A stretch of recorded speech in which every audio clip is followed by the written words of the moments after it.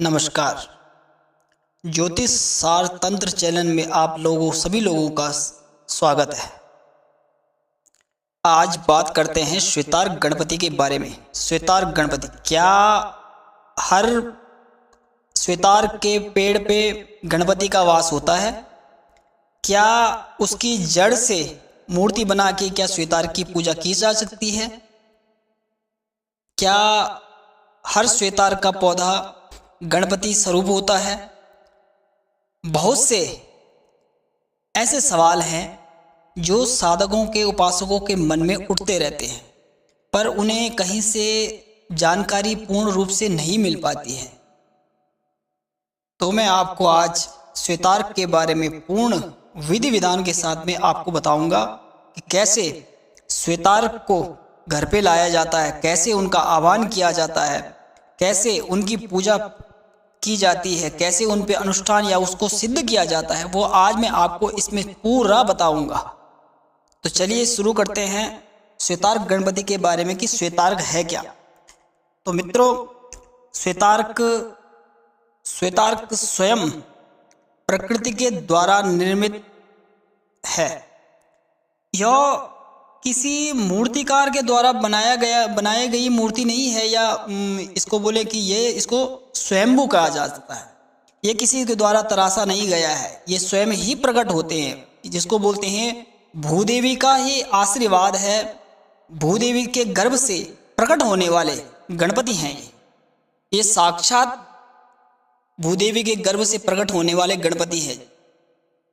जिस भाग्यशाली व्यक्ति के पास में ये गणपति होंगे, उसको जीवन में किसी भी प्रकार की चिंता की आवश्यकता होती ही नहीं है। तो पहले तो आप ये समझिए कि हर श्वेतार्क का पौधा गणपति स्वरूप नहीं होता है, और हर श्वेतार्क के जड़ पे गणपति का वास नहीं होता है। श्वेतार्क किसको अर्क, मदार या आँख, ये तीन भाषाएं हैं जो आम लोग जानते हैं। अलग अलग जगहों में इनको अलग अलग प्रकार से इस पौधे को कहा जाता है। जबकि प्रकृति रूप से गणेश की आकृति इस आँख के पौधे पे स्वतः ही बन जाती है।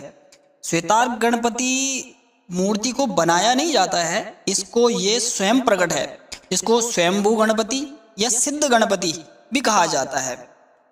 जैसे शास्त्रों में मुद्गल पुराण हो गया, या तंत्र के ग्रंथ हो गए, या गणेश पुराण हो गया, उन शास्त्रों में गृहस्थ के लिए हो चाहे तांत्रिक साधनाओं के लिए, दोनों के लिए अत्यंत फलदायी बताया गया है श्वेतार्क गणपति। इसीलिए शास्त्र में भी कहा गया है, श्वेतार्क मूल जो देवी गणेश सिद्धिदम स्मृतम। श्वेतार्क की जड़ से प्रकट गणपति सभी सिद्धियां प्रदान करने वाला होता है, ये लिखा है शास्त्र के अंदर। श्वेतार्क दो प्रकार का होता है, एक होता है बैंगनी रंग का और एक होता है सफ़ेद। तो जिस पेड़ पे सफ़ेद फूल लगते हैं उसी को ही श्वेतार्क कहा जाता है। बाकी जिस पे नीले फूल, बैंगनी फूल लगते हैं, वो श्वेतार्क नहीं होता है। वो आँख का पौधा होता है, उसको श्वेतार्क नहीं कहा जा सकता। श्वेतार्क जिस पे सफ़ेद फूल लगते हैं उसी को श्वेतार्क कहा जाता है। और कम से कम 12 वर्ष पुराना पेड़ हो तो ही उसके जड़ पे गणपति का वास होता है। पर हर किसी को ये मिलना संभव नहीं। जिस व्यक्ति पर अब इसको लाए कैसे, पहले तो ये समझिए।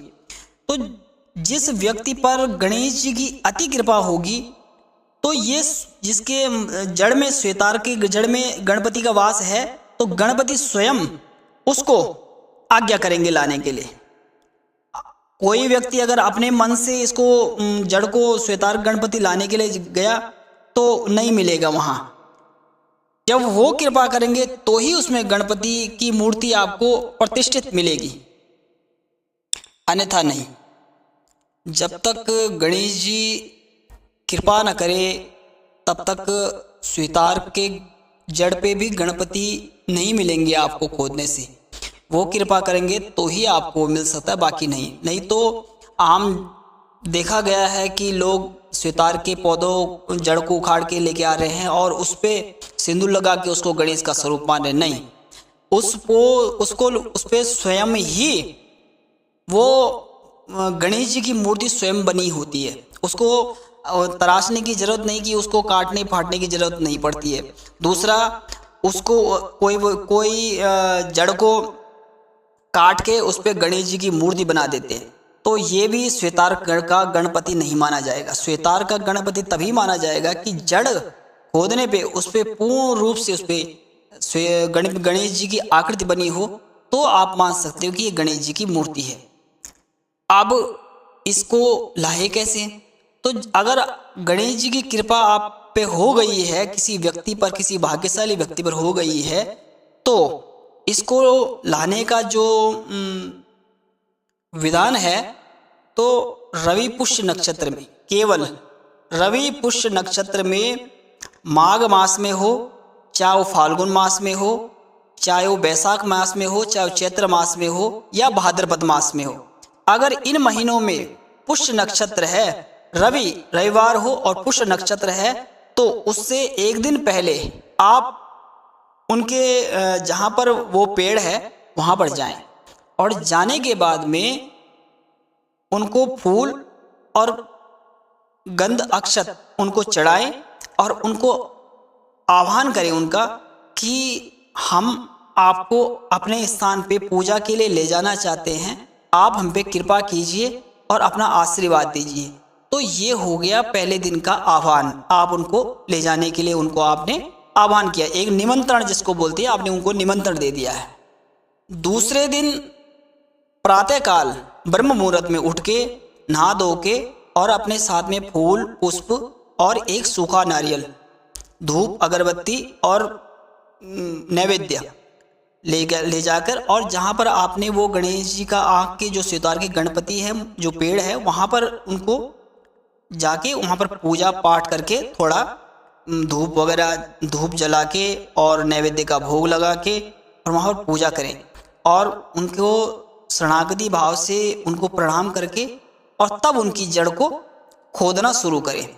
खोद के आप, अगर वो जड़ पे गणपति का वास है तो आप उनको निकाल के लेके आइए, और उनको गंगा जल हो या शुद्ध जल हो तो उससे धो धा के, उसके बाद में उनको एक चौकी पे अष्टदल कमल बना के आप उस पे गणेश जी को रखें। दीपक जला लें, गंगा जल रख दें, सिंदूर रख दें चमेली के तेल में मिला के, धूप जला लें, और पहले उनको स्नान करवाएं। स्नान करवाने के बाद में उन पे सिंदूर का लेपन करें। लेपन करने के बाद में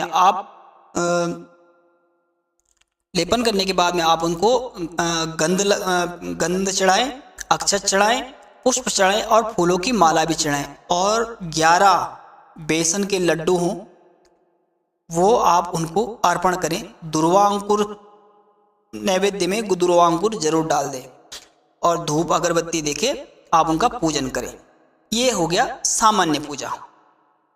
अगर किसी को अनुष्ठान करना है तो अनुष्ठान के दौरान आपको पंचोपचार से गंध अक्षत पत्र पुष्प धूप दीप नैवेद्य इन सब से आपको पूजा करनी पड़ेगी नित्य, और गणेश जी के अष्टाक्षर मंत्र का कम से कम 1.25 लाख मंत्र का इस पे अनुष्ठान होगा, तो जाके ये मूर्ति सिद्ध हो जाएगी। और अगर जिस समय ये मूर्ति सिद्ध हो गई, व्यक्ति के जीवन में जो लाभ होते हैं, धन से, कर्ज से, विवाह से, संतान से, शत्रु से, व्यापार से, या घर की सुख शांति, वो सब कृपा करते हैं अपने उपासक पे, अपने भक्त पे।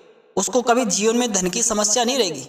अगर उसके ऊपर कर्ज पड़ा हुआ है तो वो कर्ज भी उनका निपटेगा। अगर किसी के विवाह में कोई दिक्कत आ रही है, परेशानी है, वो भी खत्म हो जाएगी।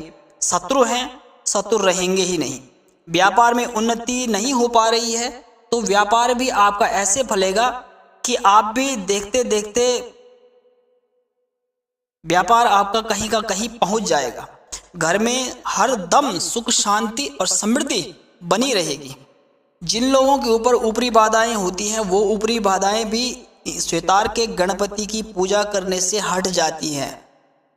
अगर आप के गुरु हैं तो अपने गुरु की आज्ञा में हैं ही इसका अनुष्ठान करना चाहिए, क्योंकि श्वेतार्क गणपति केवल मूर्ति नहीं है, साक्षात विघ्नहर्ता है। शुद्ध मन से, श्रद्धा से और नियम से अगर आप नित्य इनकी पूजा कर रहे हैं तो आपके असंभव कार्य भी संभव कर देंगे।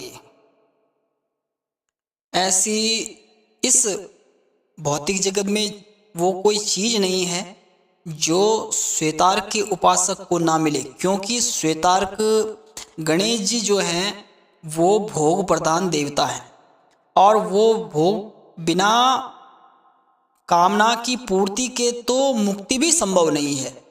पहले तो आप ये समझिए कि बिना रामायण में, वाल्मीकि रामायण में कहा गया है कि बिना धन के तो धर्म भी नहीं हो सकता है। मुक्ति की बात तो बहुत दूर की रही, पहले तो धन धन चाहिए। एक गृहस्थ को क्या चाहिए? धन चाहिए। धन की पूर्ण आवश्यकता हो जाए उसके बाद में अन्य कार्य होते रहते हैं। व्यक्ति के पास में खुद ही उसके पास में धन नहीं तो फिर और कार्य क्या करेगा वो? सबसे मेन बात यह है कि श्वेतार्क के गणपति व्यक्ति को भोग देते हैं और भोग के साथ में वो मोक्ष भी देते हैं। जो भी व्यक्ति, भाग्यशाली व्यक्ति पे इनकी कृपा होती है वही श्वेतार्क गणपति की पूजा कर सकता है और उन्हीं को ही श्वेतार्क गणपति की प्राप्ति है। बिना गणपति की कृपा के आप श्वेतार्क को प्राप्त नहीं कर पा। आप कोई व्यक्ति अगर जबरदस्ती श्वेतार्क की जड़ को खोदने लग जाए तो वहां से गणपति नहीं निकलने वाले। जब तक, मैंने कहा ना आपको कि जब तक इनकी कृपा नहीं होगी तब तक श्वेतार्क गणपति नहीं निकलेंगे। और किसी को अगर इनके साधना करनी है तो साधना मैंने आपको बता रखी है कि इन दिनों पे भाद्रपद मास में और माघ मास में 2 मास ऐसे हैं जो गणपति की साधना के लिए उपयुक्त माने जाते हैं। चाहे 11 दिन की करो, चाहे 21 दिन की करो, चाहे 41 दिन करो, मंत्र अष्टाक्षर ही रहेगा गणपति का, उसी से ही ये इनकी सिद्धि होगी। और जिस समय जिस घर पे ये जागृत हो जाते हैं ना, सोचना नहीं पड़ेगा व्यक्ति के लिए कि कहाँ से पैसा आएगा, क्या होगा। सब गणपति की कृपा से, सब भगवान की कृपा से पूर्ण हो जाता है। जिनको इनकी साधना की विधि चाहिए या साधना करनी है, इनका अनुष्ठान करना है, तो वो मुझे कमेंट बॉक्स पे कमेंट करें। और आप और क्या जानना चाहते हो वो मुझे कमेंट करके बताओ। किस विषय में आप जानना चाहते हो वो मुझे बताएं, तो मैं आपको उसी के अनुसार आपको बताता जाऊंगा। और चैनल को सब्सक्राइब करें। धन्यवाद।